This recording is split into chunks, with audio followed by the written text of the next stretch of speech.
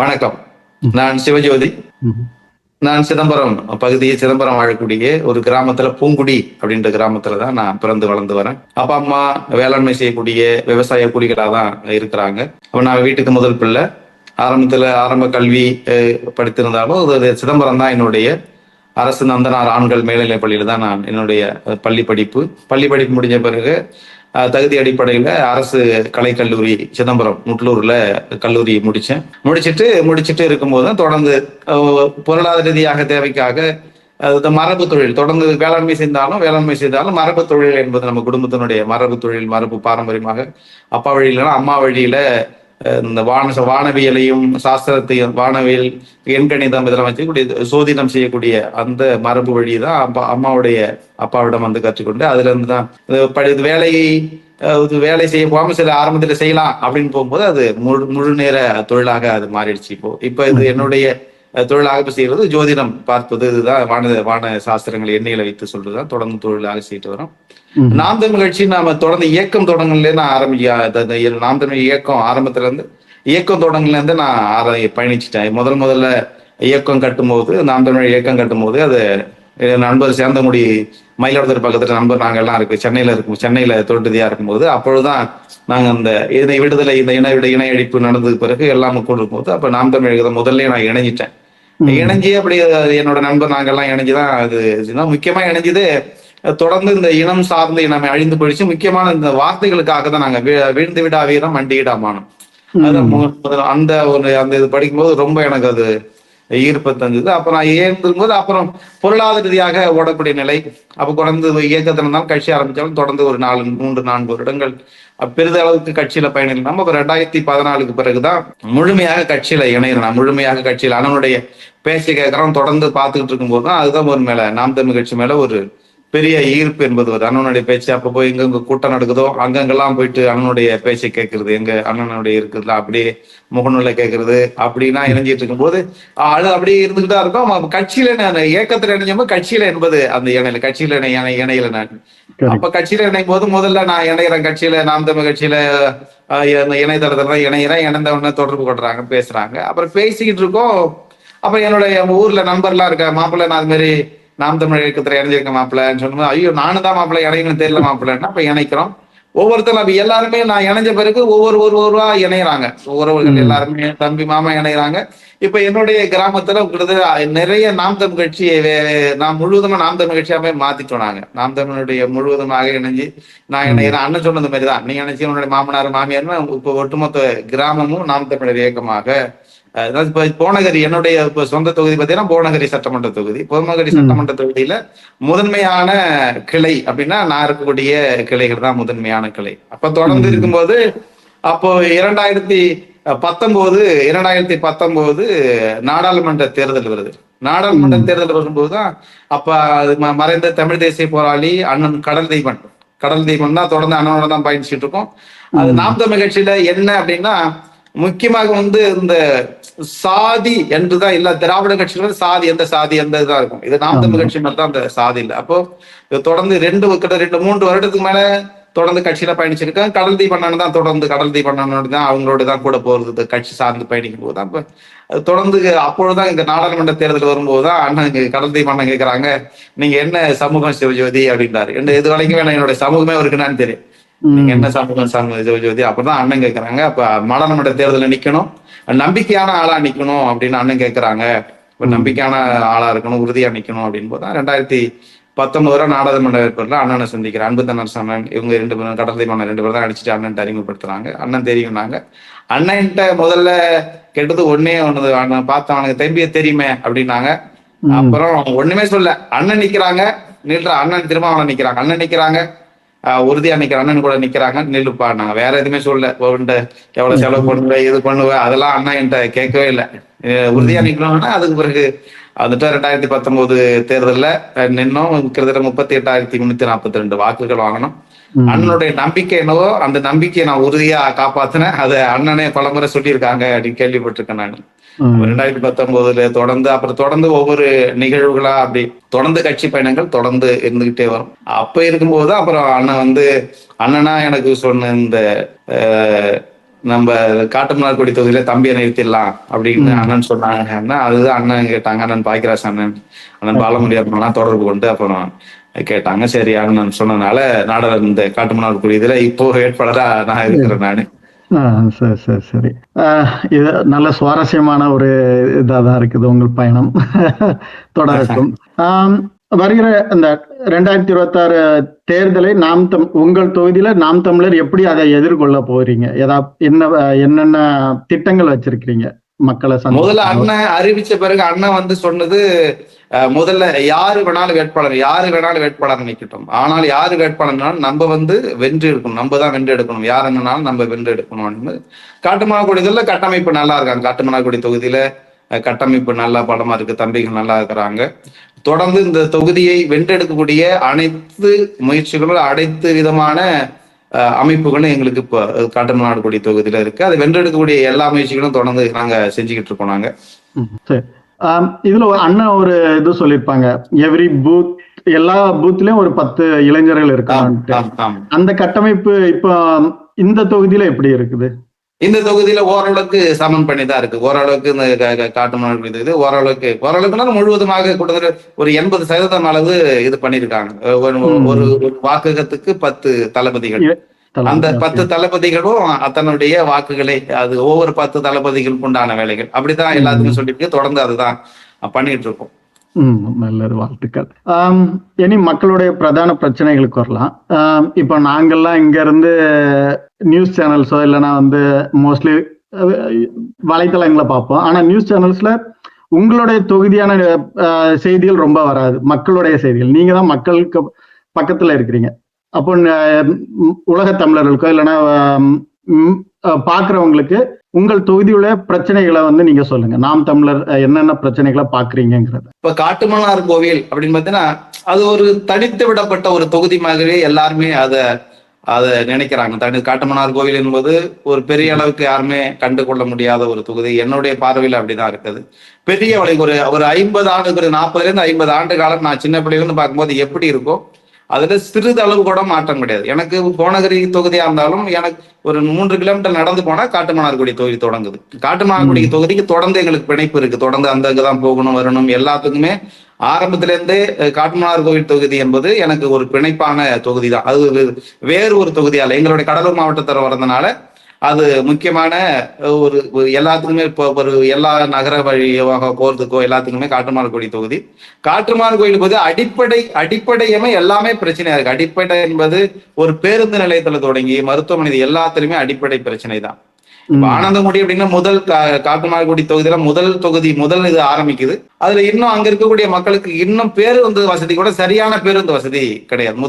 இந்த காட்டுமன்னார்குடி தொகுதி ஆரம்பிக்கக்கூடிய முதல் கிராமம் அந்த இது அப்ப தொடங்கி அங்கேயே அந்த பேருந்து வசதிகள் போதோ இல்ல அங்க ஒரு பெரிய அளவு சுகாதார நிலையமோ கிடையாதுங்க. எதுக்கு எடுத்தாலும் நீங்க வரணும்னா திருமுட்டணும் வரணும், திருமுட்டணும்னா ஸ்ரீமுஷ்டம், திருமுட்டம் வரணும், இல்லைன்னா காட்டுமன்னார் கோயில் வந்தா காட்டுமன்னார் கோயில பெரிய மருத்துவமனை இருக்கான்னா அரசு மருத்துவமனை பெரிய அளவுக்கு மருத்துவம் தரம் என்பது கிடையாது.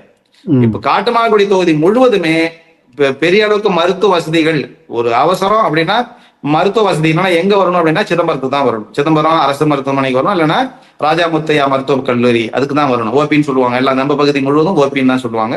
அப்ப அதுக்குதான் எதுக்கு எடுத்தாலும் நம்ம அங்கிருந்து பயணப்பட்டு வரணும்னா கிட்டத்தட்ட ஒரு 20-25 கிலோமீட்டர். இப்ப ஸ்ரீமுஷ்ணன் வரணும் 30-35 கிலோமீட்டர். இப்ப அடிப்படை மருத்துவ வசதி என்பது ரொம்ப ரொம்ப குறைவாக, பெரிய அளவுக்கு இல்ல. பெரிய அளவுக்கு ஒரு தரம். இப்ப காட்டுமன்னார்குடி தொகுதியில இப்ப சிதம்பரம் அப்படின்னா சிதம்பரத்தில் அரசு மருத்துவமனை இருக்கு, ஓரளவுக்கு நல்லா இருக்கு. ஒரு சிதம்பரத்து மருத்துவமனை என்பது ஓரளவுக்கு மக்கள் பெரிய அளவுக்கு ஒரு பயன்படுத்தக்கூடிய நல்ல அளவுல இருக்குங்க. ஆனா காட்டுமன்னார்குடி தொகுதியில பாத்தீங்கன்னா அந்த அளவுக்கு இதுவரைக்கும் இதுக்குன்னு ஆளுன்னு நினைக்கக்கூடிய யாருமே பெரிய முன்னெடுப்போ இதை செய்யல. வராங்க, வெற்றி பெறாங்க, எல்லாம் செய்யறோம் எல்லாம் சொல்றாங்க. அது பெரிய அளவுக்கு எந்த ஒரு செயல்பாடுக்குமே அவங்க இல்லை. இது மருத்துவமனை, இது மருத்துவ பிரச்சனை என்பது ரொம்ப முக்கியமான பிரச்சனையா இருக்கு. பேருந்து நிலையம் அப்படின்னு பார்த்தா பேருந்து நிலையம் என்பது இன்னும் பாத்தீங்கன்னா போய் பேருந்து திரும்பி வர முடியாத அளவுக்கு தான் அந்த பேருந்து நிலையம் என்பது. அது பார்த்தா பேருந்து நிலையம்னு யாருமே சொல்ல முடியாது. இப்போ ஒரு நகரத்துக்கு போறோம் அப்படின்னா ஒரு பேருந்து நிலையம் பார்த்தோன்னே தெரியும் இது சிதம்பரம் பேருந்து, காட்டுமன்னார்குடி, கடலூர் பேருந்து. அந்த மாதிரி பாத்தீங்கன்னா காட்டுமன்னார்குடி பேருந்து நிலையத்தை தேடணும், பின்னாடி மறைந்திருக்கும். ஒரு பெரிய அளவுக்கு வண்டி போய் திரும்புறதுக்கோ பின்னாடி பாத்தீங்கன்னா பெரிய குளம், அந்த குளத்துல பாத்தீங்கன்னா எல்லா சாக்கடை கழிவுகள், மருத்துவ கழிவுகள் எல்லாம் அது ஒரு சுத்தம் பண்றது கிடையாது. அப்ப பெரிய ஒரு காட்டுமன்னார்கோடி தொகுதியில பாத்தீங்கன்னா ஒரு பேருந்து நிலையம் சொல்லிக் கொள்ற அளவுக்கு பெரிய இட வசதிகள் இருக்கு, அரசு நிலங்கள்லாம் இருக்கு.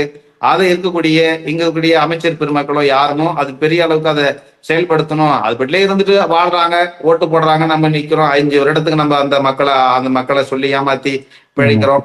அதோட நம்மளுடைய வேலை என்பது முடிஞ்சுது. மக்களுடைய அடிப்படை தேவைகள் என்ன, அடிப்படை தேவைகளை உணர்ந்து இதெல்லாம் பண்ணணும், இந்த மக்களுக்கு 5 வருஷம் இந்த மக்களுக்கு இதெல்லாம் நாங்க செய்யறோம் அப்படின்னு சொல்லி வரக்கூடிய இந்த ஆட்சியாளர்கள் என்ன செய்யணும், அந்த மக்களுக்கு எந்த ஒரு தேவைகளோ இது வரைக்கும் செய்யல. முக்கியமா இந்த மருத்துவ பிரச்சனை, இந்த பேருந்து நிலையம் இல்லாம முக்கியமான பிரச்சனை பெரிய காட்டுமன்னார் கோயிலுக்கு ஒரு மிக மிக முக்கியமான ஒரு தொகுதி. இங்க பாத்தீங்கன்னா ஆசியாவிலேயே செயற்கையாக உருவாக்கப்பட்ட முதல் ஏரி அப்படின்னு பாத்தீங்கன்னா பராந்தக சோழனுடைய நினைவாக ராஜாதித்ய சோழன் அந்த அவருடைய தன்னுடைய படைகளை அங்க நிறுத்தி வைக்கிறாரு. யாரு சுமார கூடாண்டுக்காக செயற்கையாக வெட்டப்பட்ட ஒரு ஏரி வீராண ஏரி, வீரநாராயண ஏரி. வீராண ஏரி நம்மளுடைய புழக்கத்துல வீராண ஏரி அப்படின்னு சொல்லுவாங்க. நீங்க கல்கி நாவல்ல கூட அந்த தொடங்குறது எல்லாமும் அதுலதான் வரும் தொடங்குறது. அப்ப இந்த வீராண ஏரி என்பது ஒரு முக்கியமான ஏரி. அது வீராண ஏரி என்பது எங்களுடைய வாழ்வாதாரம். என்னுடைய ஊர் பாத்தீங்கன்னா, என்னுடைய ஊருக்குடைய பூங்குடிக்கு இந்த அந்த பகுதியில வாழக்கூடிய எல்லாருக்கும் அங்க வடவாறுல இருந்து கொள்ளிடத்துல இருந்து வடவாறு வழியா இந்த தண்ணி இதுல சேர்ந்து அதுக்கு பிறகுதான் கிளை ஆறுகள், கிளை ஊர்ல தொடர்ந்து இந்த தண்ணி என்பது வருது. இப்ப என்னுடைய வயது பாத்தீங்கன்னா கிட்டத்தட்ட 40 கிட்ட நெருங்கிடுச்சு. நான் கல்லூரி படிக்கக்கூடிய காலம் என்னுடைய இதுதான் சொல்றேன். நான் கல்லூரி படிக்கும் போது பாத்தீங்கன்னா நம்மளுடைய குடும்பம் பாத்தீங்கன்னா விவசாய குடும்பம், விவசாய குடி தான், பெரிய நம்ம பண்ணையார் கிடையாது. அப்ப நம்ம விவசாயம் என்னன்னா படிக்கும்போது பள்ளிக்கூடம் படிக்கக்கூடிய காலகட்டத்துல நாத்தடிக்கு போகுதுன்னு சொல்லுவாங்க. நாத்தடினா நாத்து பறித்த நம்ம வட்டார வழிகளை நாத்தடிக்கு போகுதுன்னு சொல்லுவாங்க. நான் 11வது 12வது படிக்கும் போது நாத்துப்படி எல்லா விவசாயம் நமக்கு தெரியும். நாத்தடி 12வது படிக்கும் போது நாத்தடிக்கு போவோம். நான் கல்லூரி படிக்க 2001 2004 அந்த காலகட்டம் வரைக்கும் நாத்து பறிப்போம், நடுவு நடக்கூடிய அந்த சூழ்நிலை இருந்தது. 2004 பழகி கிட்டத்தட்ட 22 வருடம் கிட்டத்தட்ட ஆகுது. எங்க ஊர்ல இது மாதிரி விதை விதைச்சு நாத்து பறிச்சு நடுவு நட்டு விவசாயம் பண்ணி 22 நாள் ஒரு பெண் குழந்தை பிறந்து கல்யாணம் பண்ணக்கூடிய 21 வயசு ஆயிடுச்சு. இந்த 21 வயதாவது எங்களுடைய வேளாண்மை பாத்தீங்கன்னா இப்ப முழுவதுமாக இப்ப மறந்து போயிடுச்சு. இப்ப நாங்க எப்படி விவசாயம் செய்யறோம் அப்படின்னா உழுதுட்டு அப்படியே விதைத்து விட்டுருது. இது விதகால் அப்படின்னு சொல்லுவாங்க. விதகால்னா அப்படியே விதைச்சு விட்டுட்டு மழை பெய்யும் போது அது நினைச்சுக்கும், அப்புறம் தண்ணி வரும். ஆடி மாதம் சரியாக ஆடி மாசம் 16க்கு முன்னாடி ஆடி மாசத்துக்கு முன்னாடியே ஆரம்பத்திலேயே தண்ணி விட்டுருவாங்க. வீராண ஆடி மாதம் முதல்லயே தண்ணி விட்டுருவாங்க. தண்ணி விடுறது எனக்கு சின்ன வயசுல நல்லா தெரியும். நம்ம ஊர்ல உள்ள பசங்க தண்ணி வரும்போது அவ்வளவு கொண்டாட்டமா தண்ணி அப்படியே வரும். அந்த காஞ்சியத்துல வரும்போது ரொம்ப மகிழ்ச்சியா இருக்கும். நம்ம பக்கத்துல வந்த உடனே நம்ம என்ன செய்வாங்க, வெத்தலை எடுத்து போய் கட்டம் வச்சு அதை ஏற்றி வழிபடுவாங்க. நான் இது உண்மையிலேயே சும்மா பேச்சுக்காகவோ இல்ல இதுக்காகவோ சொல்ல, உண்மையே அதெல்லாம் நாங்க செஞ்சிருக்கோம். இது நாங்கள் செய்து இப்ப என்னுடைய பிள்ளைகள் அதெல்லாம் என்னன்னே தெரியாது. இப்ப எப்போ வரும் தண்ணி வரும் அப்படின்னா ஆவணி மாசம் தான் வரும். அப்ப ஆடி முடிஞ்சு ஆவணி மாசத்துக்கு இதான் வரும். இப்ப நான் என்ன செய்ய, எப்போ மழை பெய்யுது இது வரைக்கும் நான் பாத்துக்கிட்டே இருக்கேன். மழை பெஞ்சு அதுக்குதான் தண்ணி வைக்கிறதுக்கு போட்டி. அப்ப சரியான முறையில இவங்க இந்த தண்ணிய வாய்க்கால் வெட்டுறதோ குளங்கள் வெட்டுறதோ தூர்வாடுறதோ எதுவுமே செய்யல. இப்ப வாய்க்கால் வெட்டணும் அப்படின்னா எங்களுடைய பகுதியில் இருக்கக்கூடிய விவசாயிகள், நாங்க எங்க ஊர்ல பக்கத்து ஊர்ல எங்களுடைய ஆடூர் கிராமம், ஆடூர் ஊராட்சி தான் எங்களுது. இப்ப எங்க ஆடூர் ஊராட்சி நாங்க எல்லாம் சேர்ந்து ஒவ்வொரு ஒரு காசு போட்டு ஒரு தொகையை போட்டு விவசாய நிலம் வச்சிருக்கோம் முழுவதும். இந்த காலத்துல இருந்து கிட்டத்தட்ட நிலம் வைத்திருக்கக்கூடிய அனைவரும் நாங்களே சொந்த காசை போட்டு நாங்களே வெட்டுறது.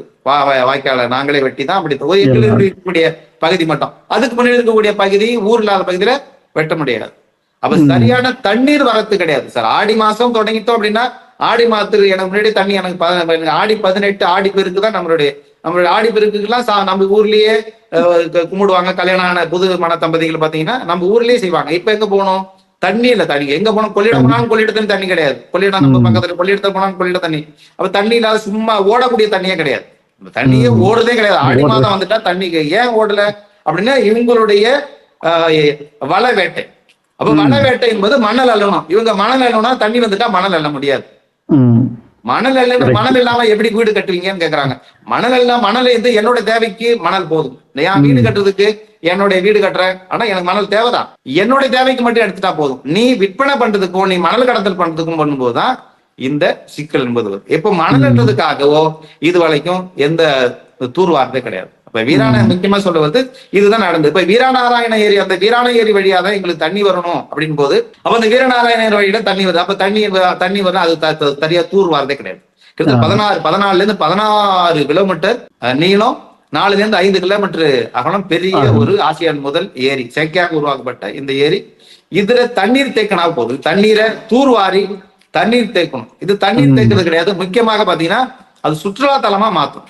சுற்றுலா தலமா இப்ப எவ்வளவு பெரிய ஏரிங்க, இது ஒரு சுற்றுலா தலமா மாத்தும். அதுக்கு எந்த வரவங்க எல்லாம் சொல்றது நாங்க சுற்றுலா தலம் மாத்துறோம், சுற்றுலா தலம் மாத்துறோம். இதுல இருக்கக்கூடிய நாடாளுமன்ற தொகுதியினர்களா இருக்கலாம், சட்டமன்ற தொகுதி நாங்க இதை செஞ்சிடறோம்னா இது வளைக்கும். இது பாத்தீங்க இது ஒரு சுற்றுலா தலமா மாத்தலாம். ஒரு பக்கம் ஒரு வேலி மாதிரி ஒரு குறிப்பிட்ட நல்ல ஆழமாக தோண்டிட்டு ஒரு குறிப்பிட்ட பகுதியில மட்டும் ஒரு ஆழம் குறைவா எடுத்துட்டு அதுல ஒரு கம்பிகள் மாதிரி வேலிகள் மாதிரி வைத்து அதுல ஒரு சுற்றுலா தலம் மாதிரி ஒரு பெரிய அளவுக்கு ஒரு படகுக்கு போறது, படகு சவாரி, படகு போயிட்டு வருது, இது மாதிரி செய்யும் போது அது அங்க இருக்கக்கூடிய மக்களுக்கு, காட்டமான கூடிய சுத்தி இருக்கக்கூடிய மக்களுக்கு வாழ்வாதாரம். அவங்க ஒரு கடை வச்சுப்பாங்க, அது பண்ணிப்பாங்க, அது ஒரு வாழ்வாதார பிரச்சனை. இது நீண்ட நாள் கோரிக்கை. பாத்தீங்கன்னா இது ரொம்ப நீண்ட நாளான கோரிக்கையாக இது இருந்த கோரிக்கையாகவே இருந்திருக்கு. கோரிக்கை என்ன 50-60 வருடமா கோரிக்கை.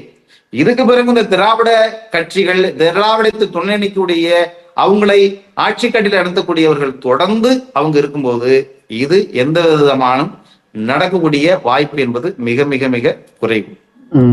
இதுதான் முக்கியம். இன்னும் திருமுட்டம் பகுதி எல்லா பிரச்சனை இல்லாத பகுதியே கிடையாது. பிரச்சனை திராவிடர்களுடைய திராவிட மாடல்ல தமிழ் கிடையாது, மாடலும் கிடையாது. அதுதான் அவங்க செய்யறதுதான். திராவிடம் கிடையாது, மாடலும் தமிழ் கிடையாது. அப்ப அவங்க செய்யக்கூடியது இதுதான்.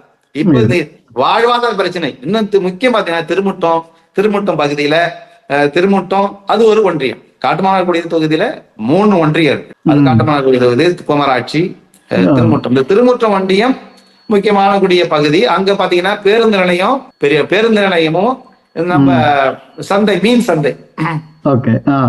அப்ப இந்த மீன் சந்தை பாத்தீங்கன்னா ரெண்டுமே ஒன்னா இருக்கு. அப்ப உள்ள போக முடியாது, உள்ள போகும்போது துர்நாற்றம். அப்ப அங்க இருக்கக்கூடிய மக்களுடைய நீண்ட நாள் கோரிக்கை இது ஒரு தனி இதை எடுத்து ஒரு தனி சந்தையா ஒரு மீன் சந்தைன்னு ஒரு தனி இடத்தை கொடுத்துட்டோம். அது ஒரு சரியா தனியாகவும் போயிடும். மக்கள் பேருந்து நிலையத்துக்கு வந்து ஒரு 5 நிமிடம் நிற்கணும் இல்லைங்களா? அந்த நீருக்கு எல்லாரும் மீன் சாப்பிட்றாங்கதான், எல்லாரும் சாப்பிடலாம். இருந்தாலும் எல்லாம் துர்நாற்றம் என்பது எல்லாரும் அது ஏற்றுக்கொள்ள முடியாது, பொறுத்துக்கொள்ள முடியாது இல்லைங்களா? இதுதான் முக்கியம். இப்ப காட்டுமன்னார்குடி தொகுதி இந்த மாதிரியான தொடர்ந்து பிரச்சனைகள், நம்மளுடைய விவசாயம் என்பது செய்யறோம் அப்படின்னா அதுல எங்களுக்கு லாபமா இருக்குன்னா நான் விவசாயம் செஞ்சுட்டு தான் இருக்கேன். அதுல எங்களுக்கு எந்த விதமான லாபமும் கிடையாது. நான் 40,000 செலவு பண்றேன்னா எனக்கு கிடைக்கிறது 25,000 தான். 15,000 எனக்கு கடனா, 15,000 நான் கடன் வாங்கி தான் பண்றேன். நான் ஒரு தொழில் செய்யறேன், அதனால விவசாயம் போடுறேன். நான் ஒரு தொழில் செய்யறேன், இதுல போட்டுக்கிறேன், என்னால சமப்படுத்திக்க முடியுது. தொழில் செய்யறேன், அதுல சமப்படுத்து. இதையே நம்பி இதையே விவசாயம் மட்டும்தான், வேற தொழில் இல்லை. நான் வேற ஒரு தொழில் செய்யறதுனால இதை என்னால சமப்படுத்திக்க முடியுது. பரவாயில்ல, நமக்கு ஏதோ நெல் வந்தா பரவாயில்ல, உளுந்து வந்தா பரவாயில்ல அப்படின்ட்டு போயிடுறோம். இதையே விவசாயமாக இதை மட்டும்தான் என்னுடைய வாழ்வாதாரம். இதை நம்பி இருக்கக்கூடிய மக்கள் அது எப்படி, அதை எந்த விதத்திலையும் அதை பயன்படுத்த. நான் 40,000 எனக்கு நான் போடக்கூடிய மூளை நெல்லுக்கு பாத்தீங்கன்னா அவங்க வைக்கக்கூடியதுதான் விலை. இது வரைக்கும் கிட்டத்தட்ட ஒரு 10 வருடமாக 1,900 to 1,000 ரூபாய்க்கு மேல அந்த மூட்டை நெல்லே போல.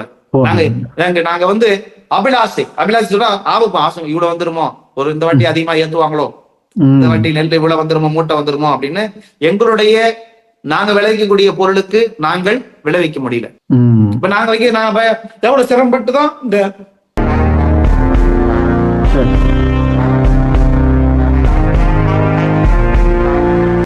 ஒரு விவசாயியின் கஷ்டத்தை என்னாலையும் புரிஞ்சுக்க முடியும். நானும் ஒரு விவசாய குடும்பத்துல இருந்து வந்ததுனால எனக்கு நீங்க பேசுறது எல்லாமே என்னாலையும் பொருத்தி பார்க்க முடியுது.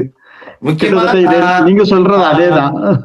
முக்கியமா இன்னைக்கு அப்பாவுக்கு கிட்டத்தட்ட 75 வயசு. இன்னைக்கு அப்பா விவசாயத்தை வேலை செய்யறாங்க. அப்பாவுக்கு உடல்நிலை சரினாலும் அப்பா வேலை செய்யறாங்க. வேலை கூலிக்கு முக்கியமா வேலைக்கு ஆட்களே கிடைப்பதில்லை. வேலைக்கு ஆட்களே கிடைக்குது இல்ல.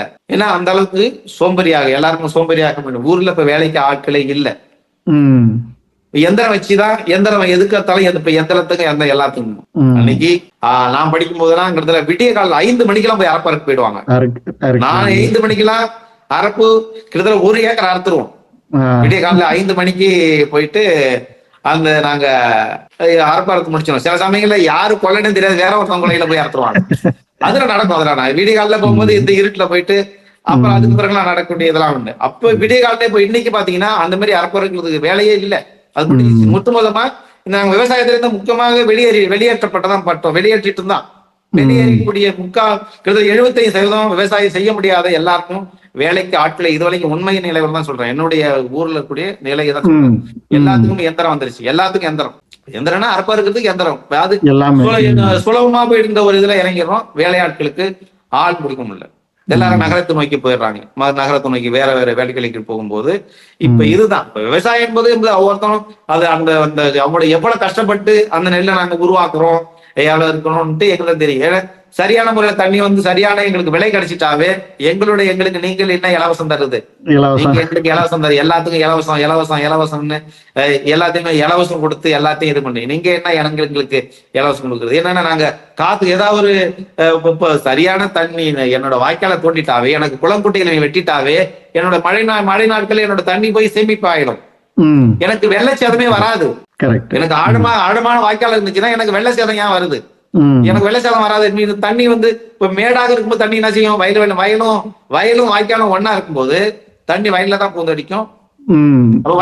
வயல் அப்புறம் மழை பெய்யும் போது அப்புறம் நாசமா தான் போயிடும். எனக்கு மராமத்து பணியும் செய்யணும். மராமத்துன்னு சொல்லுவாங்க. மராமத்து பணி என்பது நீங்க அதை செய்யணும். மராமத்து பணி இந்த 100 நாள் வேலை திட்டத்தில் செய்யறாங்க. அது 100 நாள் வேலை திட்டம் நாம் தமிழ் கட்சி எதுக்குது? நாம் தமிழ் கட்சி ஏன் எதுக்குதுன்னா அது இரண்டு சில காரணம். நாம் தமிழ் கட்சி எதுக்குதுன்னா அதுக்கு உண்டான மாற்று திட்டத்தையும் இந்த 100 நாள் வேலையில அது கொடுக்குது. நாம் தமிழ் கட்சி கொடுக்குது. அப்ப நாம் தமிழ் கட்சி கொடுக்குது. அப்படி எப்படி கொடுக்குது அப்படின்னா 100 நாள் வேலை திட்டம் அண்ணன் பலமுறை பேசியிருக்காங்க. 100 நாள் வேலை திட்டத்தை ஏன் இருக்கிறோம்னா போய் காலையில போய் உட்கார்றது சும்மா செய்யறது, அளவு அளந்து போட்டுருவாங்க, 3 அடி 3 போல அளந்து போட்டுருவாங்க. அப்படி சும்மா கொஞ்சம் செய்யறது, அப்படியே உட்காந்து பேசுறது மக்களை சோம்பேறி ஆக்கிட்டாங்க. 100 நாள் வேலை முடியாதவர்கள் செய்யறாங்கதான், ஆனா சோம்பேறி ஆக்கிட்டாங்க. நாம் தமிழ் கட்சி என்ன சொல்றது? பலமுறை இவங்க ஏற்கனவே சொன்னது மாதிரிதான் அரசாங்கத்துல இருந்து கொடுக்குதா, இப்ப களை எடுக்கிறது அதுக்கு ஆள் இல்லையா, அதுக்கு ஆள் எத்தனை ஆள் இருந்த முதலாளி கேட்கறான்னா அவனுக்கு ஒரு சம்பளம் கொடுப்பான். அது ஒரு 200 ரூபாய் 250 ரூபாய் சம்பளம், அரசாங்கம் கொடுக்கக்கூடிய சம்பளம். ஒரு 400 ரூபாய் என்பது அவங்க இந்த 100 நாள் வேலை திட்டத்துல ஒரு விவசாய நிலத்துக்கு பணி செஞ்சா வேலை செய்த மாதிரி ஆயிடுச்சு, அவங்களுக்கு அதிக தொகையும் கிடைச்ச மாதிரி ஆயிடுச்சு. அப்ப இங்க இப்படித்தான் நடக்குது. அவங்களுடைய திட்டம் நீண்ட கால எந்த திட்டமும் கிடையாது. நீண்ட காலத்து திட்டத்தை தான் நாம் தமிழ் கட்சி நீண்ட கால திட்டத்தை முன்வைத்துதான் நாங்க இந்த களத்துல என்பது நிக்கிறோம். அண்ணன் ஏற்கனவே நாம் தமிழ் கட்சின்னு சொல்லி அண்ணன் தொடர்ச்சியாக தன்னுடைய விவசாய நிலங்களை அரசு பணியாக ஆக்குவோம் அப்படின்னு சொல்லுவாங்க. அரசு பணியாக ஆக்குவோம் என்பது அது கேலி கிண்டல்கள் எப்படி விவசாய பண்ண முடியும் அப்படின்னு சொல்றாங்க. படித்தவர்கள் படிக்காதவர்கள் அனைத்துக்கும் வேலை. இனி படிக்காதவர் இல்லாத நிலை, இதுதான் நாம் தமிழ் கட்சி முன்வைக்குது. தொடர்ந்து அண்ணா ஒவ்வொரு மேடையிலையும் பேசிட்டு வருதுதான். நாம் தமிழ் கட்சி அரசியலுக்கு வரும்போது இது விவசாயத்தை முன்னெடுத்து போகும். இது முக்கியமான பிரச்சனையாக, இதுதான் முக்கியமான பிரச்சனைகள் என்பது வாழ்வாதார விவசாய நிலையம் சேர்ந்து காட்டமானகுடி தொகுதி மட்டும் இல்ல, ஒட்டுமொத்தமாக கடலூர் மாவட்டமாகவும் விவசாயம் சார்ந்த பிரச்சனைகள் தொடர்ந்து இருந்துகிட்டு தான் இருக்கு. ஒவ்வொரு முறையும் போராடிக்கிட்டு இன்னும் சொல்ல போனா நாங்க இவ்வளவு சிரமப்பட்டு விளைவிக்கக்கூடிய பொருட்களை பாதுகாப்பதுக்குண்டான ஒரு இடமோ எதுவுமே முக்கியமே இல்ல. இதுதான் இல்ல, காட்டுமன்னார்குடி தொகுதி மட்டுமல்ல, இங்க இருக்கக்கூடிய கடலூர் மாவட்டம் முழுவதுமோ தமிழ்நாடு கடலூர் மாவட்டம் இல்ல, தமிழ்நாடு முழுவதும் நாங்கள் விளைத்து வைத்து கொண்டு கொடுக்கக்கூடிய பொருட்களை மழையில் நனைய விட்டு வேடிக்கை பார்க்கிறதா இருந்து திராவிட கட்சிகள். இதுதான் முக்கிய காட்டுமன்னார்குடி பகுதிதான் முக்கியமான பிரச்சனைகள் என்பது இதுதான் முக்கியமான பிரச்சனையாக உங்களுக்கு இருக்கு. இதெல்லாம் மக்களுடைய அடிப்படை வசதிகள் தான். அதே இந்த அரசுகள் ஆண்ட அரசுகளோ ஆண்டு முடிச்ச அரசுகளோ மொத்தத்துல இந்த திராவிட அரசுகள் மக்களோட பேசிக் அடிப்படை வசதிகளே செய்து கொடுக்காதுங்கிறது உங்களை மாதிரியான வேட்பாளர்கிட்ட தான் கேட்க வேண்டியது இருக்கு. ஏன்னா இந்த ஊடகங்கள் இதெல்லாம் வெளியே கொண்டு வர்றதே கிடையாது. இத எங்களுக்கு தெரிவிச்சதுல ரொம்ப மனவேதனையோட உள்ள ஒரு இதுதான் எங்களுக்கு. எனிவே அடுத்த கேள்விக்கு நம்ம போலாம். 2021 தேர்தல், இப்ப நீங்க 26 தேர்தலுக்கு பாக்குறீங்க. ரெண்டுக்கும் உள்ள மாறுதல்கள் என்ன? மக்கள் மனநிலை எப்படி இருக்கிறது? அது கூடால இப்ப அண்ணன் திருச்சி மாநாடு ஒரு எழுச்சியான மாநாடு முடிச்சிருக்காங்க. இதெல்லாம் வச்சு பார்க்கும்போது இப்போ உள்ள களம் எப்படி இருக்கிறது முந்தி 2021 ஒப்பிடும் போது? 2021 அதே மக்களுக்கு எங்களுக்கு ஆதரவு தான். மக்கள் அப்பொழுதும் அதே எழுச்சியோடு தான் இருந்திருக்காங்க. அதை விட 4 மடங்குகளுக்கு மேலான ஒரு எழுச்சி தான் என்பது இப்ப நடந்திருக்கு. அண்ணன் சொல்லும்போது, அண்ணன் எங்கள்கிட்ட முதல்ல சொல்லும் போது, நீ என்ன பண்ணுவியோ ஏது பண்ணி தெரியாது, நீங்க உன்னுடைய கொடைக்கு எப்படி போவியோ, குடும்ப விழாவுக்கு எப்படி போவியோ, அப்படி போய் ஒவ்வொரு மக்களையும் கூடுறாங்க. நாம் தமிழ் கட்சியிலேயே நாம் தமிழ் கட்சி பிள்ளைகள் தமிழ்நாட்டுக்குள்ளே அத்தனை பிள்ளைகள் இதை தான் செய்தோம். நாங்க என்னுடைய எல்லா கிராமத்திலையும் எல்லா ஊர்லயும் போயிட்டு பத்திரிகை வைத்தான் கொடுத்தோம். என்னுடைய கிராமத்துல இருக்கும்போது என்னுடைய கிராமத்துல இருக்கக்கூடிய எல்லாருக்கும் கொடுக்கும்போது பெரிய ஆச்சரியம் தான். எப்படி இதுனா வெத்தல் பாக்கு வச்சு பெரிய இது காசு வச்சுலாம் கொடுக்கும்போது வித்தியாசமான பார்வை, அது வித்தியாசமா இருக்கு. நான் ஒரு இரவு ஆயிடுச்சு, ஒரு 9:30 மணி ஆயிடுச்சு. 9:30 மணி ஆயிடுச்சு. அதுக்கு பிறகு கொஞ்சம் தூரம் கொடுக்க முடியல, இரவுல கொடுக்கறதுனால. மறுநாள் கேட்க ஆரம்பிச்சிட்டாங்க, ஏன் எனக்கு ஒன்னாவது கொடுக்கல, நீங்க எனக்கு வெத்தலை பாக்கு கொடுங்க சொல்றாங்க, அங்க எனக்கு கொடுத்தான்னு சொன்னாங்க, கொடுக்கலையே இல்லைன்னா அப்புறம் தான் இருக்கலாம். அப்ப என்னுடைய கிராமத்துல ஒவ்வொரு கிராமத்துல இருந்தும் பெண்கள் என்பது வந்தாங்க, பெண்கள் அதிகமா வந்தாங்க. நாம் தமிழ் இந்த கூட்டத்துல பெண்கள் அதிகமாக வந்தாங்க. முக்கியமாக கவனிக்கணும், அத்தனை லட்சம் கூட்டம் 5 லட்சம் பேர் கிட்டத்தட்ட கூடியிருக்கும். ஆனாலும் இந்த ஆண்களுக்கு மீறிய பெண்கள் தான் அதிகமா வந்தாங்க. இதை வந்து நம்ம முக்கியமா இதை பதிவு பண்ணணும். நாங்க இட்டு வந்தக்கூடிய என்ன ஒவ்வொரு பகுதியில் வந்தாலும் என்னுடைய கலைகள்ல இருந்து நான் கூட்டு வரும்போது கிட்டத்தட்ட குறைவதுக்கு 100க்கும் மேலான பெண்கள் தான் வந்தாங்க. வெறும் பெண்கள் மட்டும்தான் கூட்டுட்டேன். அப்படி எந்த மாநாடுகளுக்கு இது வரைக்கும் இன்னைக்கு சொல்றேன், நான் எங்களுடைய ஊர்ல இது வரைக்கும் எந்த மாநாட்டுக்கும் பெண்கள் போனதே கிடையாது. எந்த ஆண்கள் மட்டும்தான் போவாங்க. நாம் தமிழ் கட்சியினுடைய இந்த மாநாட்டுக்கு நாங்கள் அழைத்த உடனே எல்லாரும் போய் அழைத்தோம். தம்பிகள் எல்லாம் சேர்ந்து வெறும் பெண்கள் மட்டும்தான் வந்தாங்க. கிட்டத்தட்ட 100 பேர் 100 பெண்கள் வந்தாங்க அப்படின்னா 100 பேர் வந்தாங்கன்னா அதுல 80 பேர் பெண்கள். அது மத்த 20 பேர்கள் தான் ஆண்கள். மத்த தம்பி பிள்ளை கட்சி பிள்ளைகள் எல்லாமும் வந்தாங்க. கட்சி பிள்ளைகள் எல்லாமும் தம்பிகள் வந்தாங்க. அதிகமான வந்தது பெண்கள் தான். இது முன்னாடியே விட இந்த 2026 பெரிய நம்பிக்கையா நாங்க இருக்கிறோம், பெரிய நம்பிக்கையா பாக்குறோம். இந்த கூட்டத்தை ஆண்ட கட்சிகள், ஆளும் திராவிட கட்சி எல்லாரையுமே நாங்க மிரள செய்திருக்கோம் அப்படின்னு தான் நம்புறோம். இது கண்டிப்பாக இந்த 2026 பெரிய 26 என்பது மற்றவர்களுக்கு வாழ்வா சாவான்றதுலாம் அவங்க நினைச்சிருக்காங்க. எங்களுக்கு இது வாழ்வுதான். எங்களுடைய நாம் தமிழ் இந்த 2026 பெரிய பாய்ச்சலாதான் எங்களுக்கு இருக்கும். அடுத்த கட்டத்துக்கு வாக்கு சதவீதம் மேலே ஏறோம்லாம் கிடையாது. அடுத்து இந்த சட்டமன்றத்துக்கு எங்களுடைய வேட்பாளர்கள் கணிசமான துறையில நாங்க போவோம்.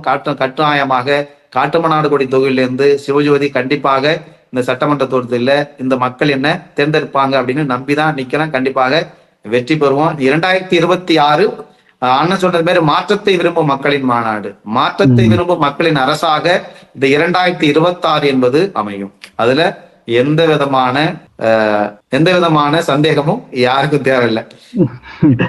சந்தோஷமா இருக்குது. கண்டிப்பா அடுத்த தடவை உங்களை வந்து நேர்காணல் எடுக்கிறோம்.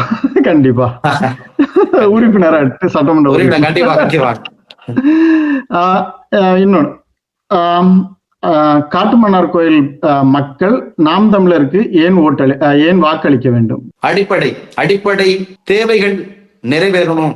இந்த 50 ஆண்டு காலம் எந்த ஒரு மாற்றமா 50-60 காலம் காட்டுமன்னார் கோயில் தொகுதியில பெரிய மாற்றம் அப்படின்பது கிடையாது. நான் அன்னைக்கு எப்படி பார்த்தனோ அதே பேருந்து நிலையம், அதே பழைய கட்டடங்கள் அதே மாதிரிதான் இருக்கு. எந்த விதமான மாற்றங்களும் இதுவரைக்கும் கிடையாது. புதிய மாற்றத்தை இந்த மக்கள் விரும்புறாங்க என்பது அதுக்குண்டான செயல்பாடுகளை இந்த நாம் தமிழ் கட்சி என்பது இந்த நான் சட்டமன்ற தொகுதியில வெற்றி வேட்பாளராக நான் வரும்போது கண்டிப்பாக மாற்றத்தை என்பது ஏற்படும். இந்த அடிப்படை தேவைகள் மருத்துவ வசதிகளா இருக்கலாம், மருத்துவ வசதிகள், பேருந்து நிலையம், முக்கியமான வாழ்வாதார பிரச்சனைகள் அனைத்தும் நாம் தமிழ் கட்சியால தீர்க்கப்படும்.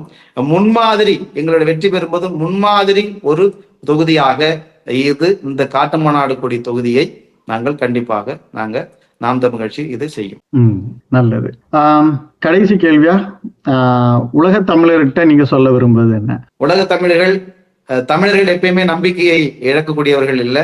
நம்பிக்கை மட்டும்தான் தமிழர்களுடைய முக்கியமான ஒரு வாழ்வாதாரமா, அவங்களுடைய வாழ்க்கையில முக்கியமாக கருதப்படுவது நம்பிக்கை மட்டும்தான். அண்ணா அடிக்கடி ஒவ்வொரு முறையும் சொல்வது, நல்லவர்கள் தோற்றதாக கூட செய்திகள் உண்டு, நம்பிக்கை கொண்டவர்கள் தோற்றதாக சரித்திரம் இல்லை அப்படின்னு சொல்லுவாங்க. உலக தமிழர்கள் எல்லாமும் தமிழ்நாட்டுல மட்டும் இல்ல, தமிழ்நாட்டு மட்டும் இல்ல, தமிழருக்குண்டான ஒரு நாடும் கட்டாயம் அமையும். தமிழுக்குண்டான அதனால உலக தமிழர்கள் சொல்லிக் கொள்வது இல்லைதான், நம்பிக்கையோட இருங்க. இதுக்குண்டான நாம் தமிழ் கட்சி தமிழ்நாட்டை கண்டிப்பாக அதிகாரத்தில் அமரும் இந்த 2026